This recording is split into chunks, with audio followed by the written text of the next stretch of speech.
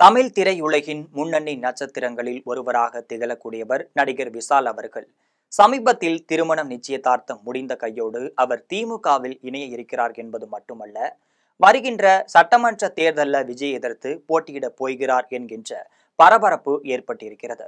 அது என்ன என்பதை பற்றி இந்த செய்தியில் முழுமையாக தெரிந்து கொள்ளலாம்.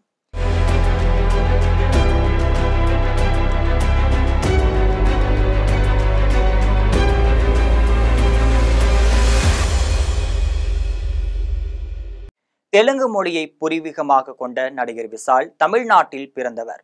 அவருக்கு 45 வயது ஆகுகிறது. சமீபத்தில் தான் திரைப்பட நடிகை சாய் தன்சிகா உடன் அவரது நிச்சயதார்த்த விழாவானது நடைபெற்று முடிந்திருக்கிறது. நடிகர் விஷால் டான் பாஸ்கோ பள்ளியில் ஆரம்ப படிப்பை படித்து லயோலா கல்லூரியில் பட்டம் பெற்றவர். இவருக்கு பாடம் சொல்லிக் கொடுத்த லயோலா கல்லூரி பேராசிரியர் ராஜநாயகம் தான் விஷாலை சினிமாவிற்கு அனுப்பி வைத்திருக்கிறார். ஏற்கனவே நடிகர் விஷாலின் பெற்றோர்கள் முன்னணி திரைப்பட தயாரிப்பாளர்களாக இருந்து வருகிறார்கள். தமிழ் சினிமாவின் ஆக்சன் கிங் என வர்ணிக்கப்படும் நடிகர் அர்ஜுனிடம் உதவி இயக்குநராக தனது பணியை தொடங்கினார் விஷால்.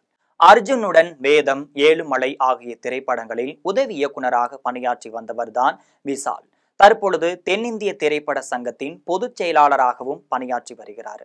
கடந்த 21 ஆண்டுகளாக திரைத்துறையில் வெற்றி கொடி நாட்டி வரும் நடிகர் விஷால் அரசியல் மீது மிகுந்த ஆர்வம் கொண்டவராக திகழ்ந்து வராரு. சென்னையில உள்ள RK நகர் தொகுதியில சட்டமன்ற உறுப்பினராக இருந்த ஜெயலலிதா மரணத்திற்கு பிறகு அந்த தொகுதி காலியாக இருந்தது. அப்பொழுது கடந்த 2017ஆம் ஆண்டு டிசம்பர் 21ஆம் தேதி RK நகர் தொகுதிக்கு இடைத்தேர்தல் நடைபெற்றது. இந்த தேர்தலில் போட்டியிடுவதற்காக நடிகர் விஷால் வேட்புமனு தாக்கல் செஞ்சிருந்தார்.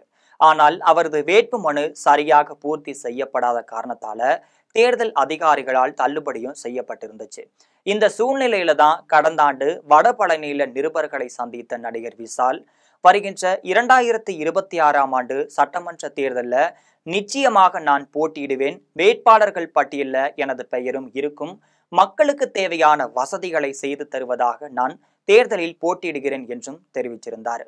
அதற்காக தான் அரசியலுக்கு வருகிறேன், நான் புதிதாக அரசியல் கட்சி ஆரம்பிக்க போகிறேன் என்றும் நடிகர் விஷால் கூறியிருந்தார்.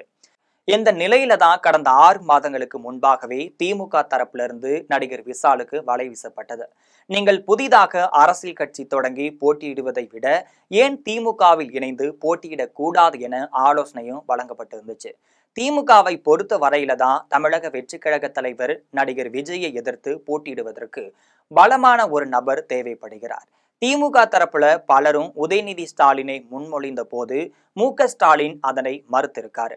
உதயநிதி மீண்டும் அதே தொகுதியில தான் போட்டியிட வேண்டும், அவருக்கு நிறைய பணிகள் இருக்கிறது என்றும் தெரிவித்து விட்டார். இந்த நிலையில தான் நடிகர் விஷால் சிபாரிசு செய்யப்பட்டிருக்காரு. ஏற்கனவே விஷால் உதயநிதி நண்பர் ஆவார்.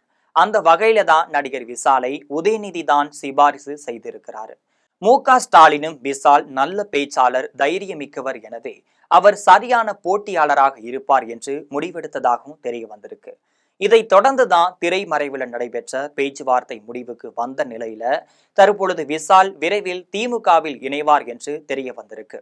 நடிகர் விஷாலை பொறுத்தவரையில் திமுகவுடன் இணைந்து போட்டியிட்டால் நிச்சயமாக தேர்தலில் வெற்றி பெற முடியும். அதிலும் விஜயை எதிர்த்து போட்டியிட்டால் அந்த வெற்றி தனக்கு மிகப்பெரிய வெற்றியாக பார்க்கப்படும் என்று கருதுகிறார்கள்.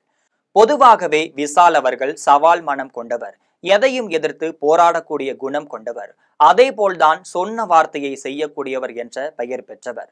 எனவே விரைவிலேயே நடிகர் விஷால் திமுகவில் இணையலாம் என்று தெரிய வந்திருக்கிறது. இந்த அறிவிப்பு பரபரப்பையும் ஏற்படுத்தி இருக்கக்கூடிய நிலையில தான் விஜயை எதிர்த்து போட்டியிடுவதும் மிகப்பெரிய பரபரப்பான சூழ்நிலையை ஏற்படுத்தும் என தெரிய வந்திருக்கிறது.